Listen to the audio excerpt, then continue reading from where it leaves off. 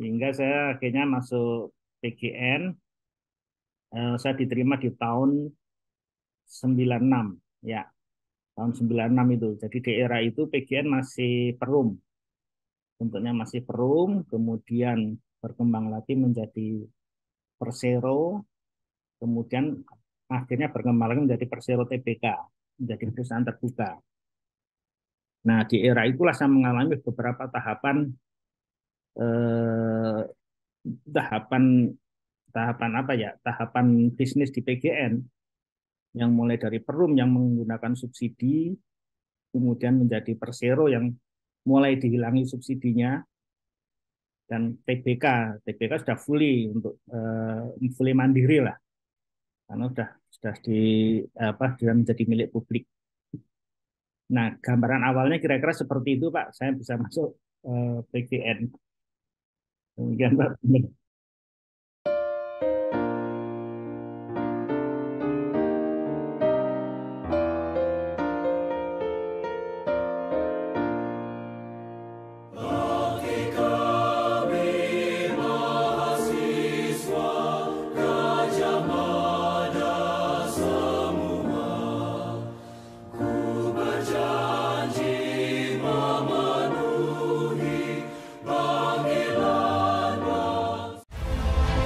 Nama saya Bambang Satono di kanal Inspirasi untuk Bangsa. Ini juga pertama kali nulis IPB sebenarnya sebelum ada perasaan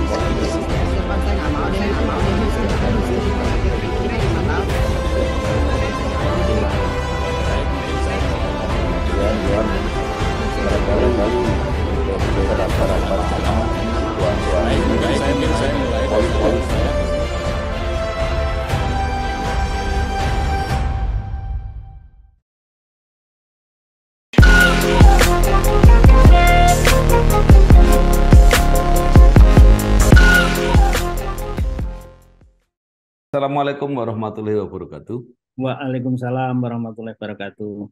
Bersama saya Bambang Satono di kanal Inspirasi untuk Bangsa. Mudah-mudahan kanal ini selalu bisa memberi inspirasi, motivasi, dan edukasi.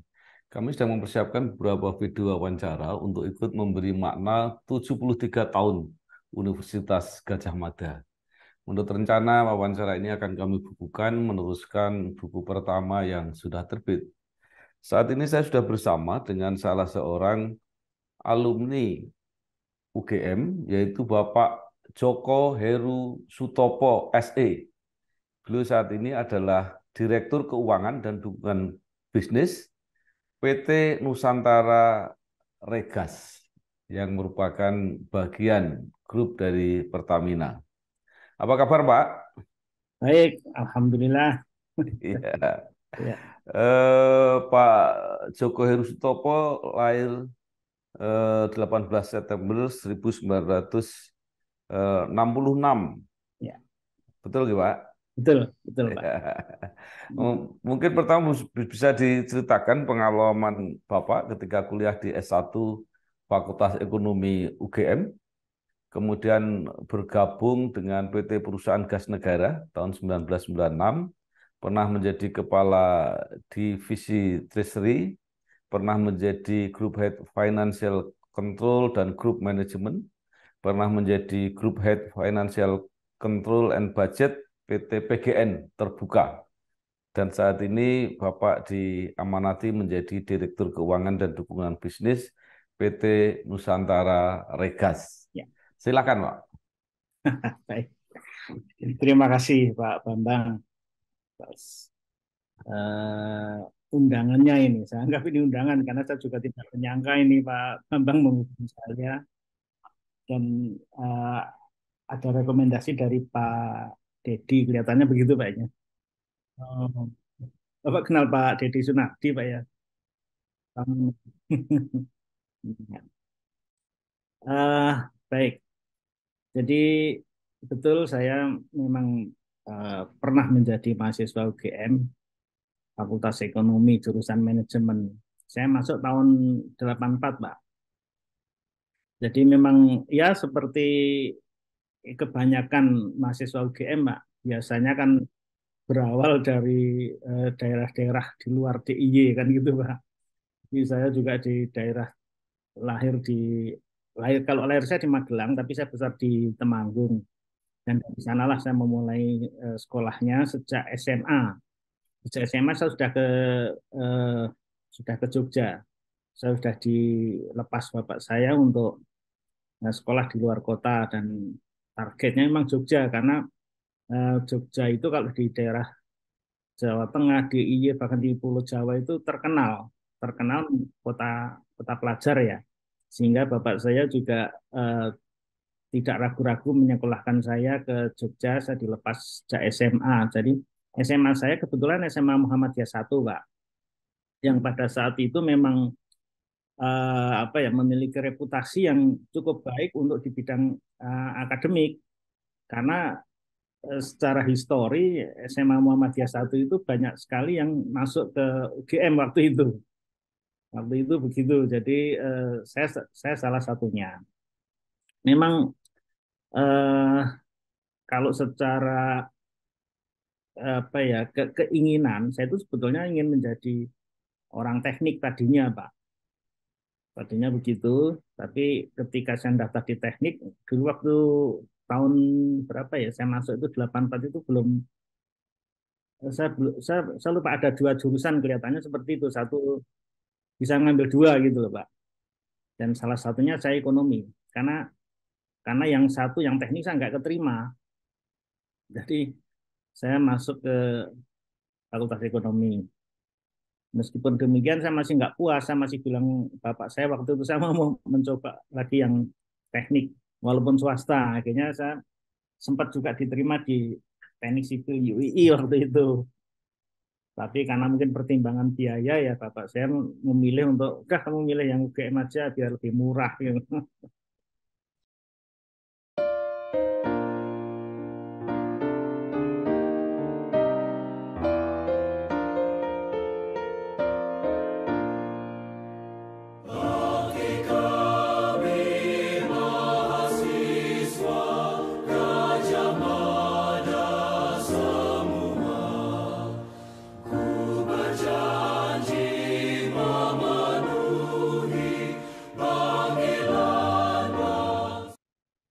Nah, itu apa ya kesan pertama saya masuk UGM karena memang di UGM ini ada beberapa bahkan bahkan lebih banyak teman-teman yang dari luar luar kota ya daripada dari Jogja sendiri.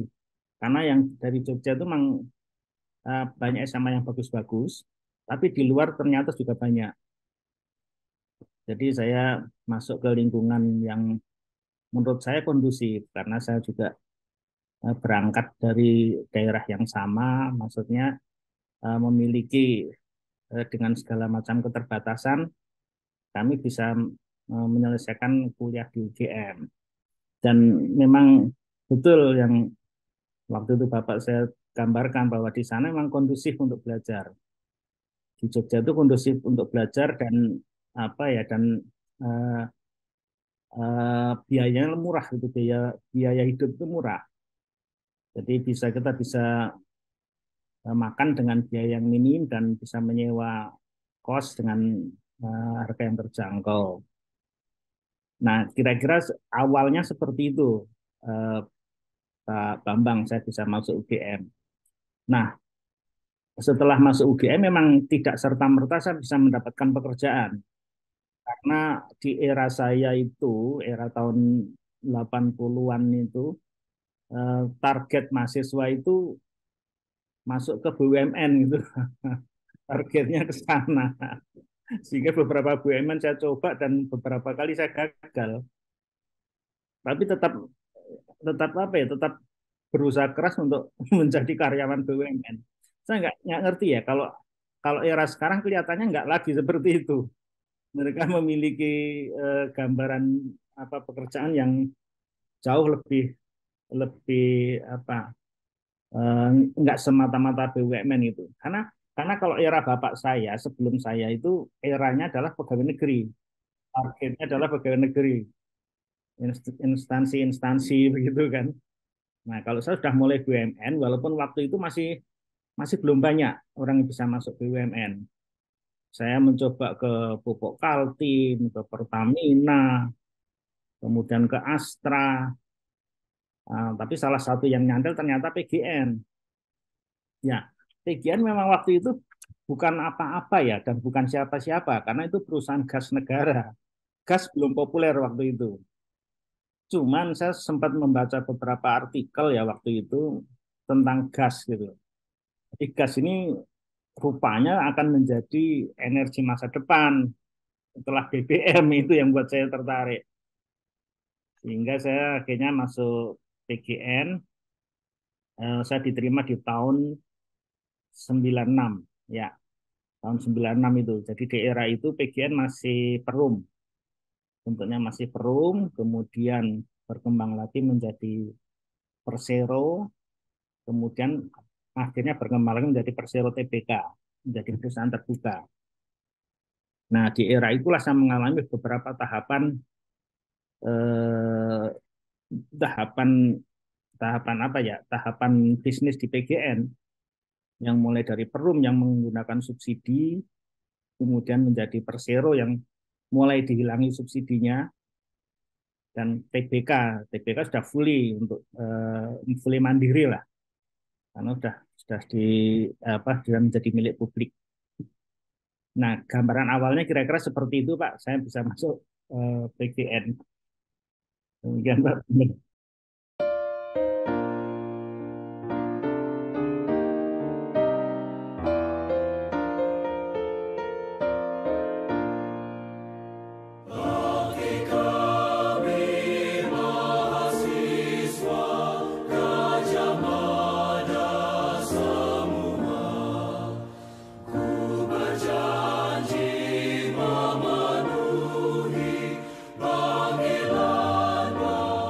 Ya, mungkin bisa diceritakan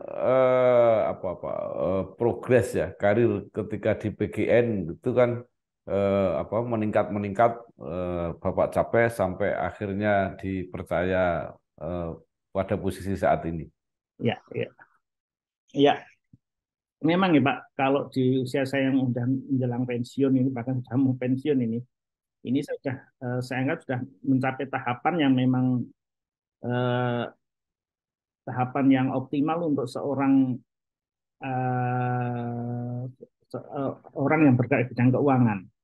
Karena akhirnya saya menjadi direktur keuangan kan gitu Pak. Jadi memang sesuai dengan sekolah saya yang waktu itu manajemen ya, manajemen keuangan. Sebenarnya manajemen. Kalau waktu itu namanya akuntansi, manajemen, dan studi pembangunan. Nah, saya ngambil yang manajemen, dan sekarang mungkin ditambah bisnis gitu ya, ekonomi bisnis. Tapi sebetulnya di manajemen itu sudah mulai diajarkan bisnis. Pada saat itu ada policy bisnis, ada berbagai perhitungan untuk bisnis. Nah, itu sangat membantu pekerjaan saya, Pak. Jadi awal saya memang masuk eh, sebagai karyawan, namanya apa ya waktu itu, awal itu saya direkrut secara massal. Waktu itu rekrutnya di Senayan waktu itu, karena PGN sudah mulai siap-siap untuk menjadi perusahaan besar. Walaupun pada saat itu masih perusahaan kecil sebetulnya, hanya bergerak di bidang gas bumi melalui pipa, dan masih di daerah-daerah tertentu. Kalau di Jakarta juga di daerah Menteng, di eh, daerah-daerah kota.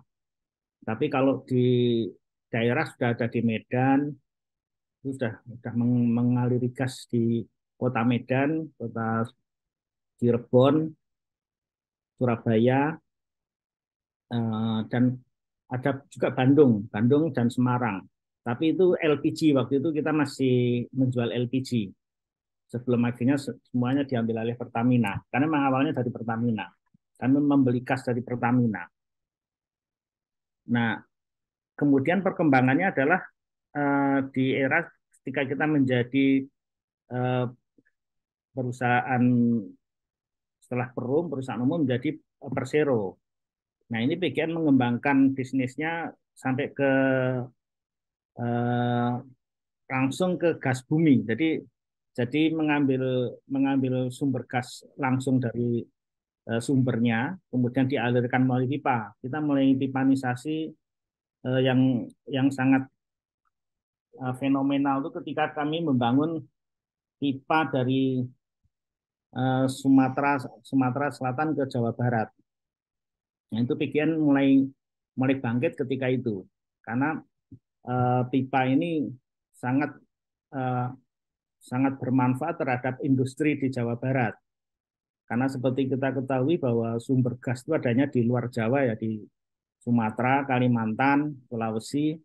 Tapi pasar gas itu adanya justru di Jawa, di Pulau Jawa.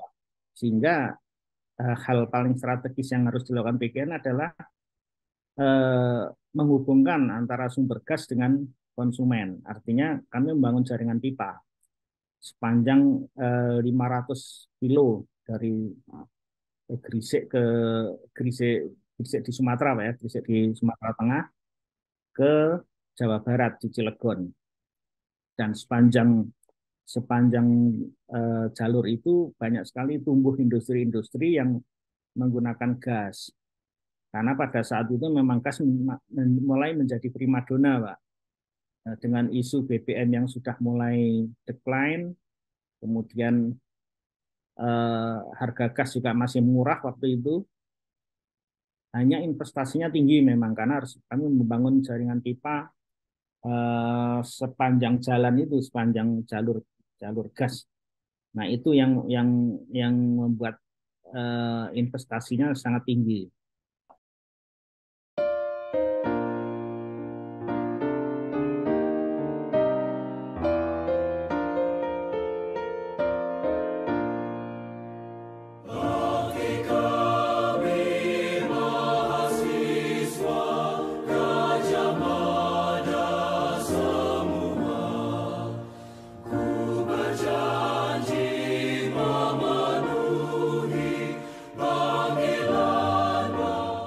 Nah, pada saat itu PGN belum memiliki uang untuk membangun investasi, sehingga kita melakukan pinjaman-pinjaman, baik ke pinjaman ke Bank Dunia, kemudian ke Jepang melalui JEPIK ya waktu itu, kemudian ke ADB, kami mendapatkan pinjaman yang cukup untuk membiayai pengembangan pipa ini.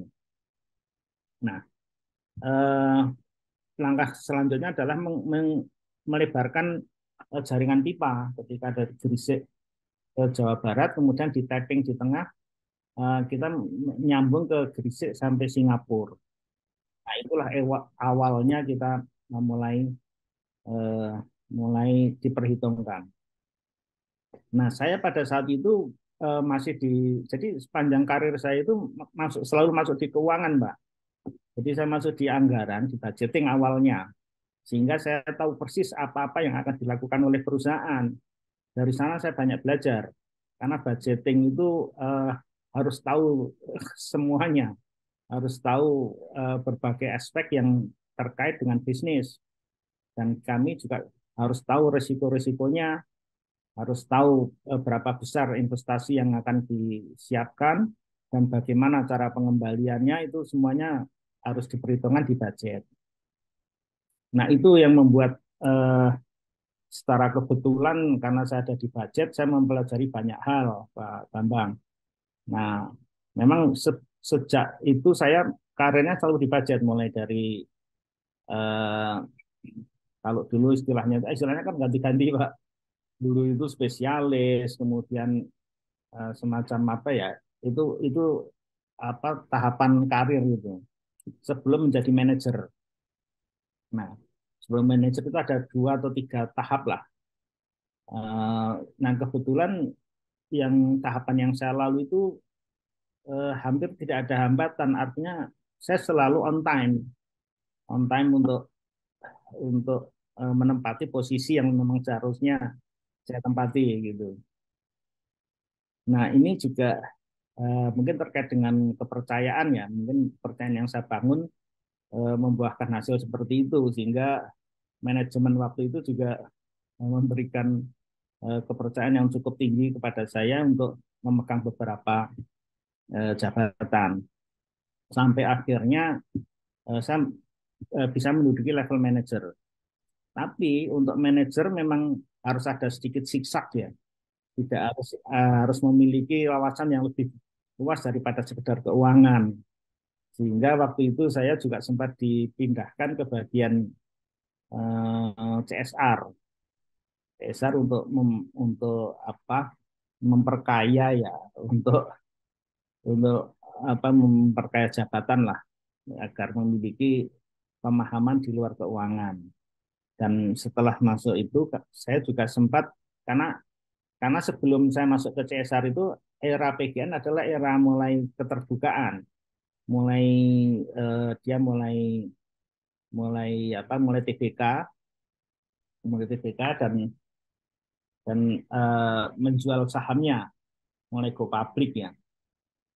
Nah, disitulah saya dipercaya lagi untuk menangani proses go publicnya itu. Saya ditempatkan di waktu itu namanya uh, saya lupa namanya itu sudah berapa tahun yang lalu. Jadi uh, bagian yang menangani sahamnya PGN. Jadi saya sempat memegang itu selama setahun atau 2 tahun. Kemudian saya tadi ke CSR selama setahun, 2 tahun juga. Kemudian kembali lagi saya ke budget. Tapi posisi saya sudah naik. Sebelum budget saya masuk ke Treasury. Saya menjadi kepala divisi Treasury di tahun, aduh, saya lupa nggak ngomong ya soal tahun ini. Nah itu, jadi akhirnya saya masuk kembali ke Treasury, kemudian tadi yang seperti Bapak sampaikan, saya masuk ke FCGM ya, Financial Group itu. Jadi karena PGN sudah memiliki banyak anak perusahaan, jadi sebagai grup, sebagai pengelola grupnya itu harus ada grup head-nya, grup head yang mengelola grupnya PGN. Jadi kira-kira awalnya seperti itu, Pak.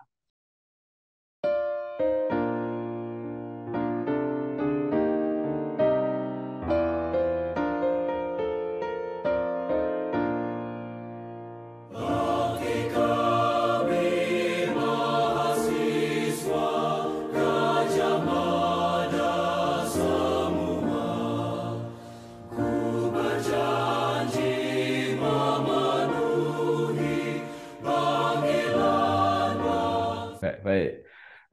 Ini karir Pak Joko ini menarik ya. Jadi mulai dari gas belum punya peran yang besar sampai kemudian beranak pinak. Nah, mungkin bisa dijelaskan. Ini kan sekarang ada PGN, ada Pertamina Gas, ada PT Nusantara Regas. Itu Ya, keterhubungannya seperti apa, Pak? betul, Pak. Memang ini agak unik dan uh, tidak serta-merta ya. Jadi sebetulnya awalnya juga dari PGN itu, Pak.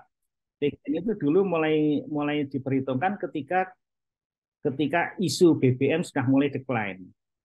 Tadinya kan gitu. Nah, sementara PGN memang dari awal bisnisnya adalah gas. Nah, ini yang membuat Pertamina dalam tanda petik menjadi agak sedikit gerah dan harus berbenah karena Pertamina waktu itu murni pegang BBM, Pak, pegang minyak. Nah, di beberapa seminar, beberapa kajian itu sudah diprediksi bahwa minyak ini akan habis pada saat itu ya, pada saat itu tinggal 20 atau 30 tahun pada saat itu. Sementara gas ini kalau dilihat dari cadangannya dan kandungan yang ada di bumi itu bisa di atas 50 tahun. Artinya nanti ada jeda, ada ada gap antara minyak dan gas. Nah, PGN beruntung karena sudah memulai bisnis dan sudah mulai berkembang di sana. Sehingga experience-nya jauh lebih baik daripada Pertamina untuk gas. Nah, hal ini mulai disadari oleh Pertamina. Nah, akhirnya Pertamina mulai masuk ke bisnis gas, Pak. melalui Pertagas, membuat anak perusahaan yang namanya Pertagas. Nah, ini yang menjadi awal dari apa ya konflik ya dalam tanda petik kalau itu konflik bisnis atau perseturuan bisnis atau persaingan bisnis itu berawal dari sana. Karena Pertamina ternyata mau masuk juga di industri gas. Nah, memang ini suatu keniscayaan karena memang nggak bisa kalau mengandalkan BBM memang akan menjadi masalah di kemudian hari.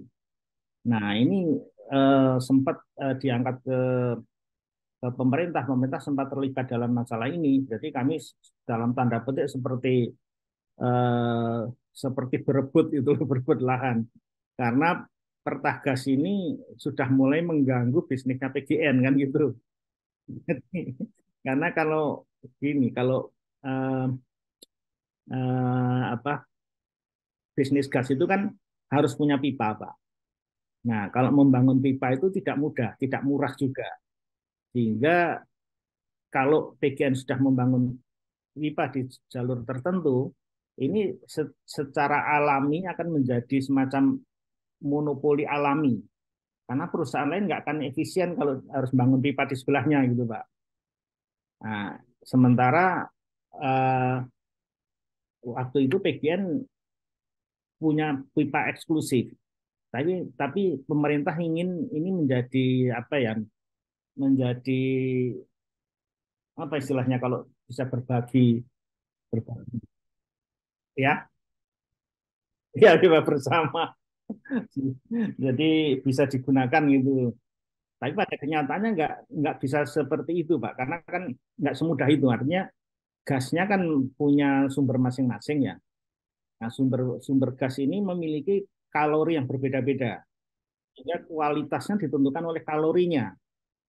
Nah, misalnya PGN membawa gas dari Sumatera dengan kalori bagus, kemudian Pertagas misalnya membawa gasnya dari katakanlah Cilamaya gitu ya. Nah, ini kualitasnya berbeda. Nah, ketika di mix menjadi satu ini akan menurunkan kualitas yang existing gitu kan gitu. Cara logikanya begitu, sehingga ini tidak mudah untuk diaplikasikan. Nah, akhirnya kami betul-betul bersaing itu dengan Pertagas itu. Betul-betul kami apa rebutan pasar gitu ya kan kan siapa yang duluan masang pipa di situlah yang akan mendapatkan gas kan gitu. Nah, ini berlangsung sejak tahun berdirinya Pertagas itu tahun berapa ya? Saya lupa itu tahun 2014 mungkin 2014. Nah, tapi sebelum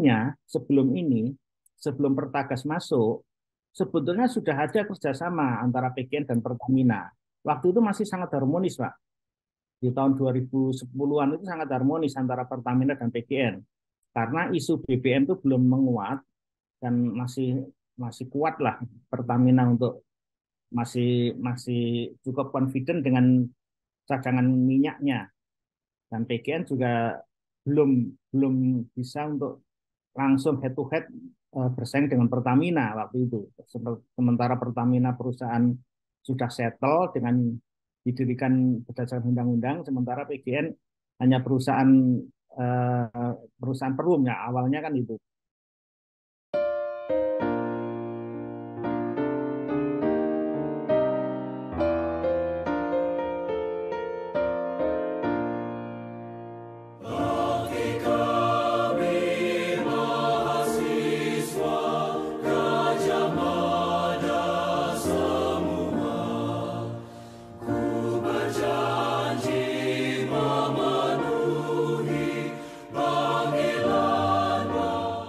Ketika tahun 2010 itulah antara PGN dan Pertamina itu berkolaborasi. Karena dulu itu pembagian jelas, Pak. Pertamina yang punya punya gasnya sudah ada sebetulnya Pertamina ini, tapi belum dieksplor banyak. Kemudian PGN yang punya jaringannya, sementara PLN yang punya pasarnya, dia yang memiliki kebutuhan.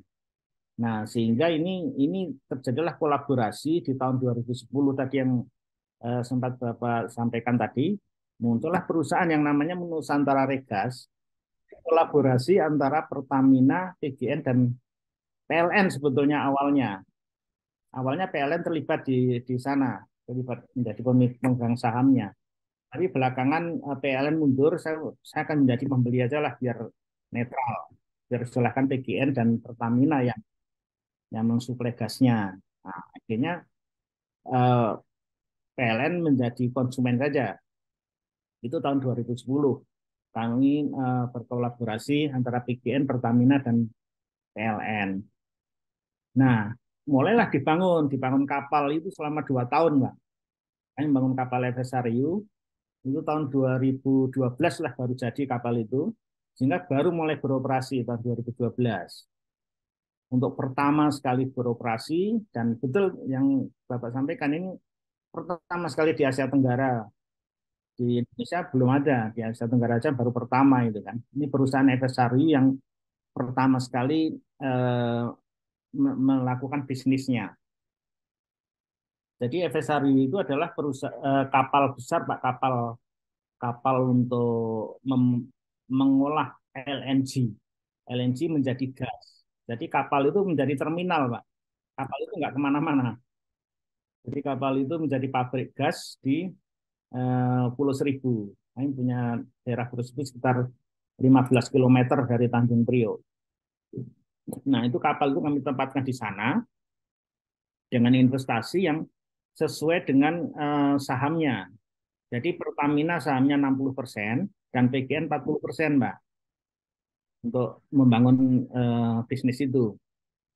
Sehingga Pertamina menjadi mayoritas dan PGN yang minornya. Nah, tahun 2014 inilah FSRU itu tahun 2012 lah. FSRU mulai beroperasi dan berfungsi penuh. Kami mengambil fungsi Pertamina adalah mensuplai LNG-nya. Jadi kami mengambil LNG dari Pertamina yang ada di Bontang. Yang ada di Bontang dan ada di Tangguh. Jadi kami bergantian. Yang pertama yang main-nya adalah Bontang. Jadi kami membeli LNG dari Bontang, kemudian kita angkut melalui kapal LNGC itu, kapal tanker LNG, dibawa ke Pulau Seribu, ke ini Pak, ke FSRU kami. Nah, di Pulau Seribu inilah LNG kami ditransfer ke kapal, kemudian sekaligus diproses, diregasifikasi, Pak, dikembalikan menjadi gas. Karena LNG ini belum bisa digunakan kalau belum diregasifikasi. Jadi sebagai gambaran, LNG itu adalah sama, LNG itu adalah gas bumi yang langsung dari bumi, tapi diproses di Bontang untuk menjadi gas bumi yang diproses menjadi LNG, Pak. Nah, LNG ini merupakan gas bumi yang didinginkan. Jadi ada proses pendinginan di Bontang sampai mencapai titik cairnya gas itu. Di sana itu butuh suhu minus 160 derajat Celcius, Pak. Jadi itu dingin sekali itu, minus 160 derajat Celcius yang merubah gas menjadi LNG tadi, sehingga menjadi cair. Nah, ketika cair itulah bisa kami angkut melalui kapal, Pak. Karena setelah cair ini volumenya tinggal 1/600, Pak. Jadi artinya kalau LNG tadi diangkut tidak dibuat LNG, tapi diangkut melalui kapal, jadi masih menjadi gas diangkut pakai kapal, itu butuh 600 kapal.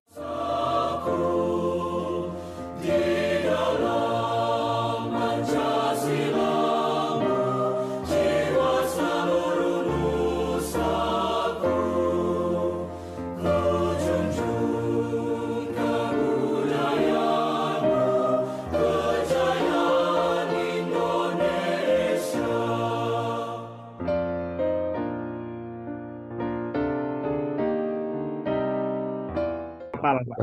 Kapal ya. Ya. Ya. Karena dicairkan hanya menjadi satu kapal cukup, Pak. Ya. Cair dengan risiko tentu saja risiko sangat tinggi, Pak. Itu berarti di dalam kondisi temperatur minus 160 itu, Pak, ya? Betul, Pak. Itu dijaga di temperatur di kapal, Pak. Jadi kapalnya itu khusus. Di kapal itu sebelum mengangkut itu di cooling down dulu, Pak. Didinginkan sampai sebesar itu suhunya. Baru bisa diisi LNG. Iya, Kalau Pak enggak, Joko. ya. Ya, yang saya mau tanyakan begini. Ada PGN, ada Pertagas, ada Nusantara Regas. Institusinya berbeda-beda, tapi apakah bisnisnya sama? Ini Pak, tadi saya belum selesai dengan Pertagas, tapi ya memang ya. Tadi baru memulai dengan Nusantara Regas tadi.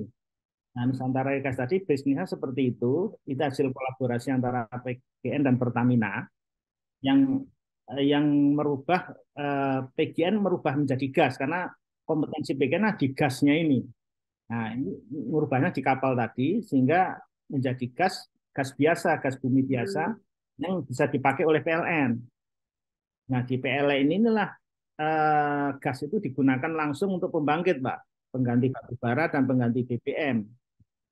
Nah, eh, gas yang kami salurkan itu oleh PLN dipakai untuk 3 pembangkit, pembangkit Muara Tawar, Muara Karang, dan Tanjung Priok. Di mana ketiga pembangkit ini salah satunya adalah pembangkit yang melistriki Jakarta, Pak.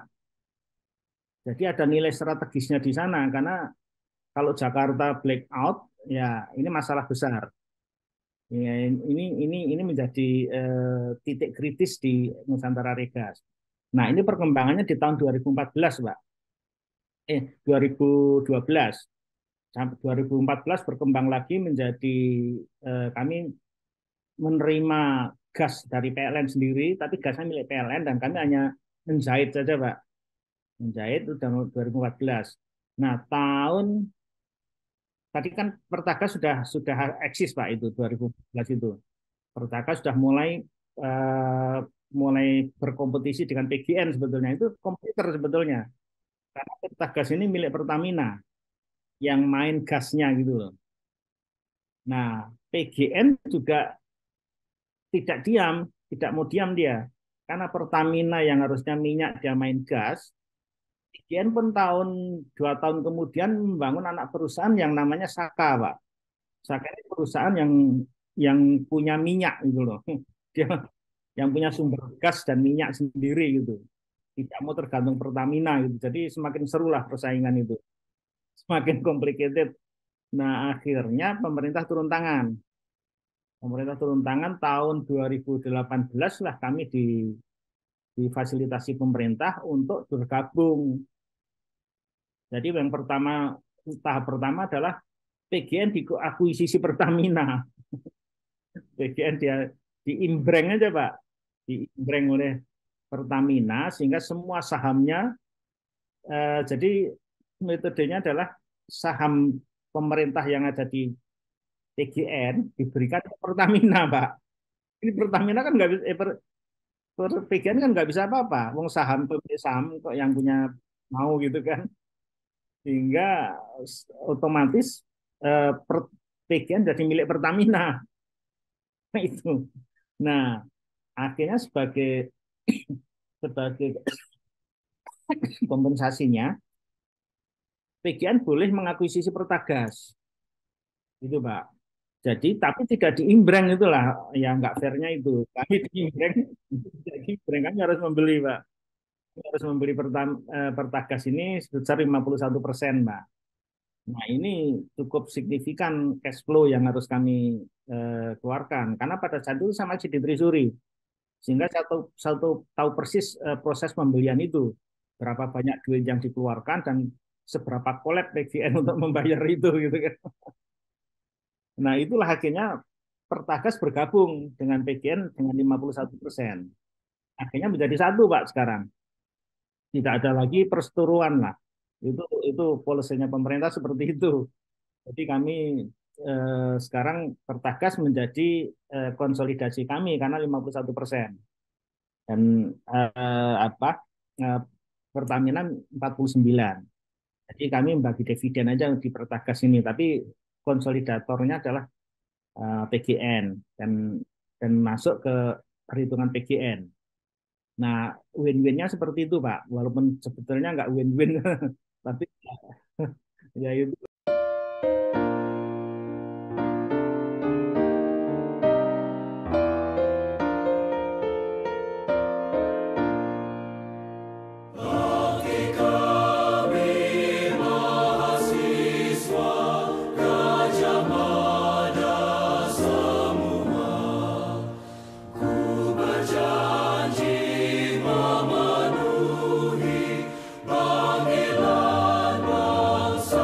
Jadi kalau gitu kesimpulannya yang beda itu Nusantara Regas Pak ya bisnisnya. Jadi tidak Ya, bisa. tidak ada pipa, tapi dari tadi ya pengolahan di kapal tadi ya bedanya di situ. Betul, Pak. Betul, Pak. Jadi memang tidak sama dengan bisnisnya Pertamina, bahkan PGN. Betul-betul bisnis baru, Pak. Bisnis baru dan sebetulnya yang masa depan gas itu di LNG ini, di FSRU. Karena gas itu dengan LNG ini, Pak, kalau PGN kan harus cari sumber gas di Sumatera lah, kalau LNG bisa dari mana-mana. Nanti kalau polisinya sudah bisa memungkinkan, kita bisa membeli gas dari mana-mana, termasuk dari Qatar, dari luar negeri lah. Itu masih bisa kita membeli sehingga suplai gas ini bisa lebih survive dan lebih lebih lebih bisa apa dilanjutkan, lebih kontinuitasnya lebih bagus karena tidak tergantung sumber. Kesimpulannya bahwa masa depan Nusantara Regas ini cukup menjanjikan gitu Pak kira-kira. Ya, ya, ini yang mau saya ceritakan berikutnya, Pak. Jadi ketika kolaborasi PGN dan Pertamina tadi, mulai tahun 2010 dan mulai operasi 2012 tadi, itu akan berakhir tahun 2022, Pak. Hanya 10 tahun sebetulnya. Kontrak itu hanya 10 tahun. Di mana 10 tahun itu sudah berakhir kemarin Desember, Pak. Jadi secara bisnis lah ya, secara bisnis, secara hukum, kontrak kami berakhir sebetulnya.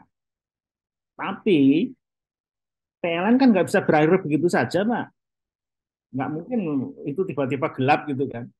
Kalau NR bisa aja kita putus hubungan selesai, udah kapalnya dilebur selesai. Tapi PLN harus tetap jalan, harus tetap survive. Nah, sehingga kami di akhir tahun kemarin, kami melakukan negosiasi perpanjangan, Mbak.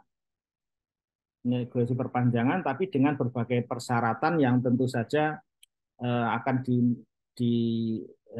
apa, di nego ulang. Mulai dari tarifnya dinego ulang, kemudian volumenya dinego ulang, kemudian durasinya mau berapa lama dinego ulang gitu Pak. Jadi ini masih dalam proses negosiasi kami di awal tahun ini. Meskipun secara bisnis sebetulnya sudah selesai. Secara bisnis juga kemarin secara hukum kami bisa mundur, PLN bisa mundur, Pertamina juga bisa mundur gitu kan. Ya. Pertanyaannya kemudian, apakah Nusantara Regas ini hanya melayani PLN atau juga melayani apa konsumen yang lain, Pak? Jadi awal kami dibangun memang dedicated untuk PLN, Mbak. Karena secara volume FSRU yang kami gunakan itu kapasitasnya hanya bisa untuk mencukupi PLN. Jadi send out-nya kapal kami itu 500 mmfCFD, Mbak. Itu memang kebutuhan PLN yang diinginkan pada saat itu. Meskipun dalam perjalanannya mereka nggak sampai sebesar itu sebetulnya. Tapi itu kan kapasitas maksimalnya PLN. Tapi kami harus komit karena itu sudah didedikasikan untuk PLN. Sehingga kami harus tetap standby dengan 500 mmCFD. Nah, ini membuat kami tidak bisa bergerak. Kami tidak bisa menjual di tempat lain. Karena ada komitmen seperti itu, Pak.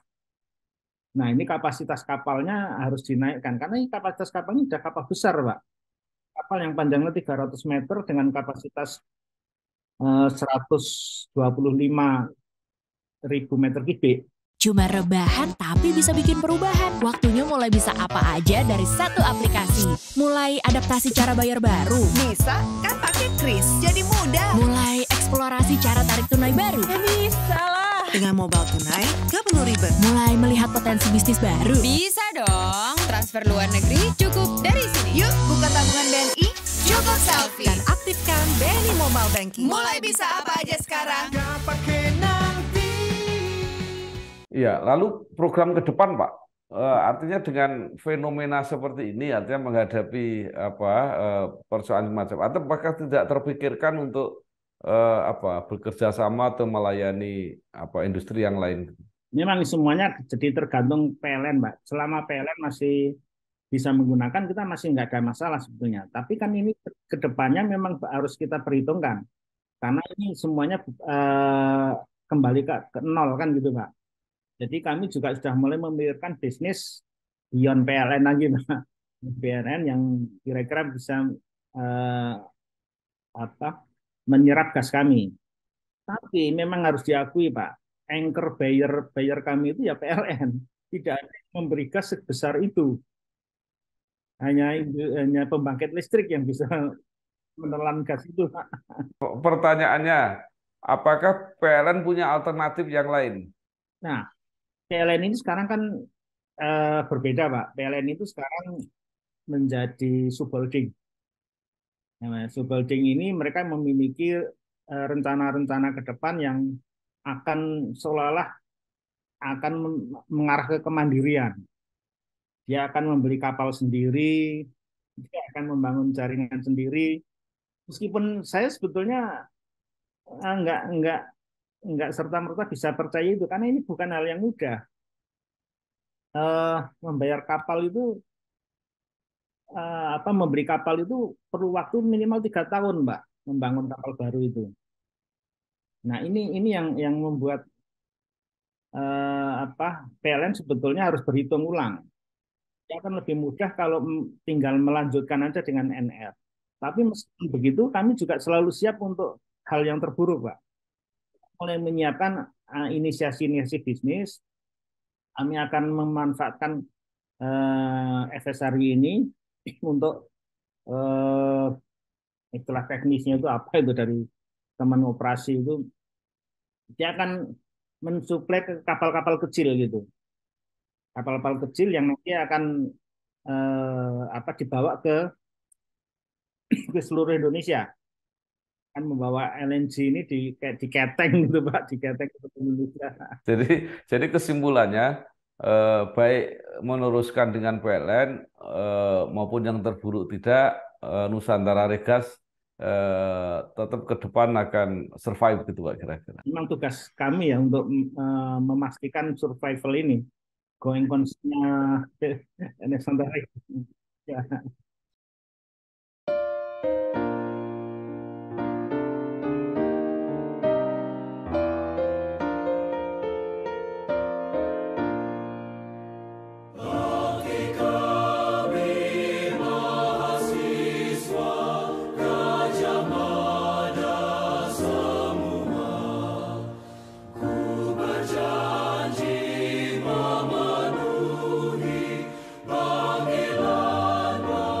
Terima kasih, Pak. Saya kira gambarannya cukup jelas.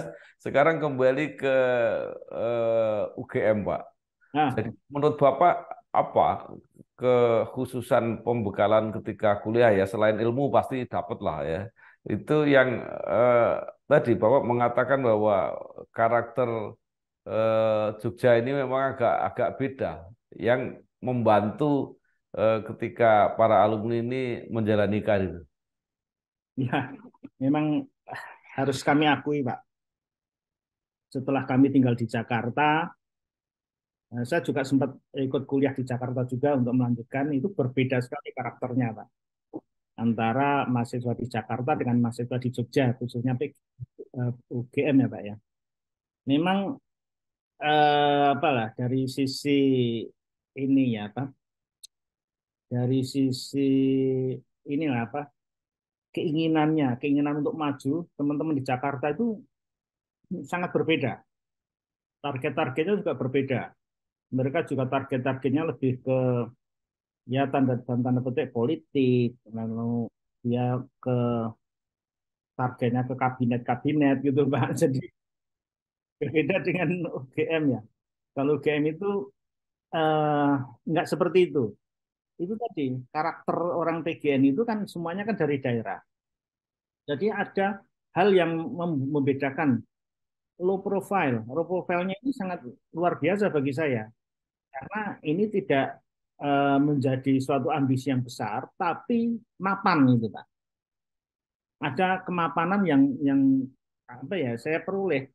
Jadi ketika saya sekarang masuk BUMN, ini sangat sesuai dengan pahamnya BUMN, kulturnya BUMN yang akhlak itu Pak ya. Mungkin Bapak pernah dengar yang akhlak itu ada amanah, kompeten, harmonis, loyal, adaptif, dan kolaboratif.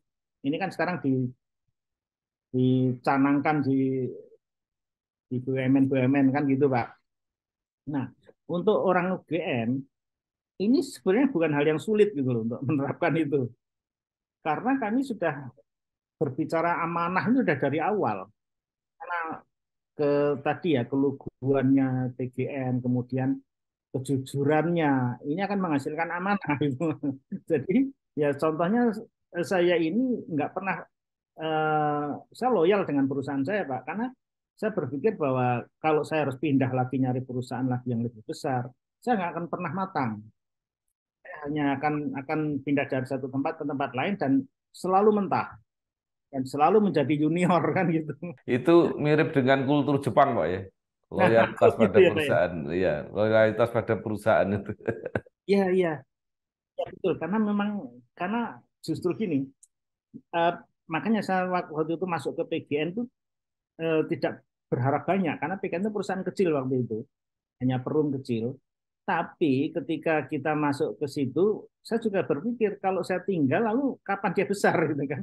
Artinya kita harus memberikan kontribusi untuk membesarkan perusahaan itu. Nah, itulah loyalitasnya ada di sana memang. Nah, ini karakter khas dari orang-orang UGM, Mbak.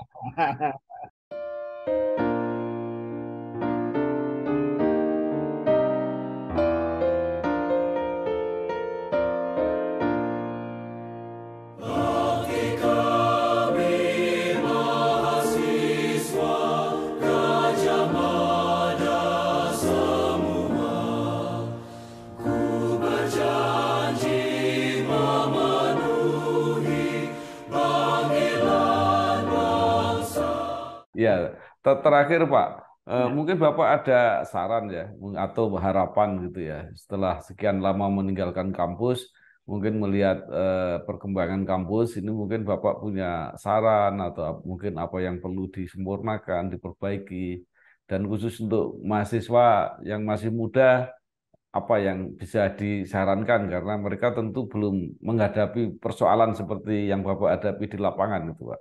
Ya, baik, Pak. Jadi memang ada perbedaan generasi ya. Tadi ada saya sampaikan, generasi saya dengan generasi teman-teman yang sekarang masih kuliah itu sangat-sangat berbeda jauh, jauh, jauh sangat berbeda. Karena di sana ada disruption yang memang harus diambil. Nah, ini membuat semuanya menjadi mengglobal gitu, Pak. Artinya waktu itu kita masih bisa bertahan dengan spesifikasi kita, dengan karakter kita. Tapi sekarang ini ada karakter global yang memang harus diikuti oleh semua mahasiswa. Artinya semua harus berpikir ke sana. Karena memang eranya berbeda. Dulu era industri, karena setelah saya lulus dengan keinginan menjadi pegawai BUMN, era setelah saya yang lulus berikutnya itu sepertinya mereka sudah tidak tertarik dengan BUMN yang penuh dengan aturan main, yang penuh dengan apa ya, mereka bilang kaku, masih ada intervensi pemerintah. Mereka lebih ke perusahaan internasional. Mereka targetnya perusahaan-perusahaan internasional yang memiliki apa ya, memiliki eh, kalau mereka bilang itu sudah tidak sudah tidak seperti yang BUMN itu, karena BUMN kan masih punya penugasan Pak ya, masih punya tanggung jawab untuk memberikan lapangan kerja misalnya. Nah, kalau mereka itu enggak, mereka itu udah dengan perusahaan internasional itu siap untuk untuk di apa maksudnya dipecat katakanlah dalam kapan saja itu siap mereka. Karena memang perusahaan-perusahaan asing itu dengan budaya asingnya, mereka tidak ada masalah dengan pengangguran. Dipecat hari ini, besok pagi dia udah nyantel lagi di mana gitu kan.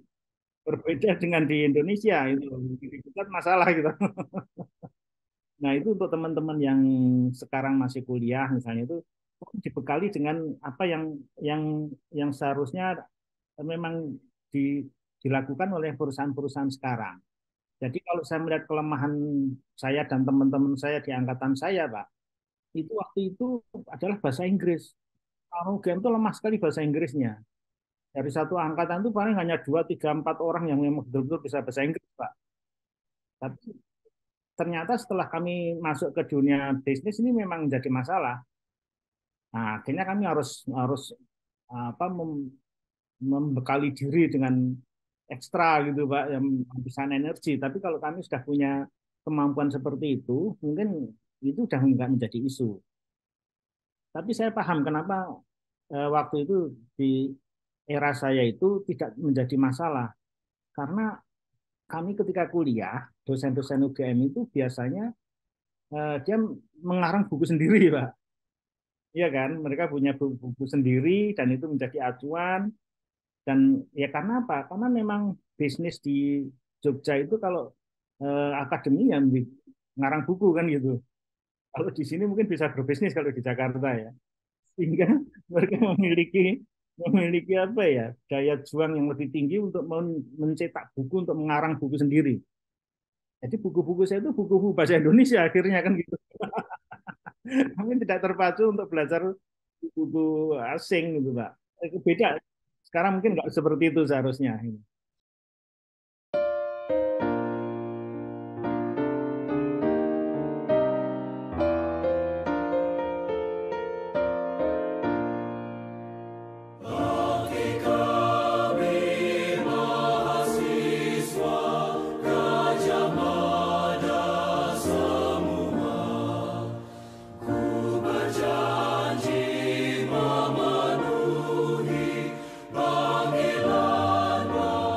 Ya, terima kasih sekali Pak Joko Heru Sutopo SE, Direktur Keuangan dan Dukungan Bisnis PT Nusantara Regas.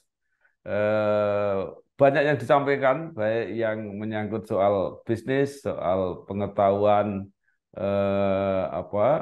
BUMN saat ini, bahkan sampai ke kiat-kiat bagaimana seharusnya menghadapi tantangan yang sudah berbeda dari masa ketika Pak Joko Heru ini menjadi mahasiswa. Sekali lagi kami berterima kasih Pak. Mudah-mudahan tugas Bapak lancar ya. Nusantara Regas tetap survive, melanjutkan dan punya masa depan yang menjanjikan. Terima kasih Pak. Sukses. Terima kasih. Wassalamualaikum warahmatullahi wabarakatuh. Waalaikumsalam warahmatullahi wabarakatuh. Terima kasih.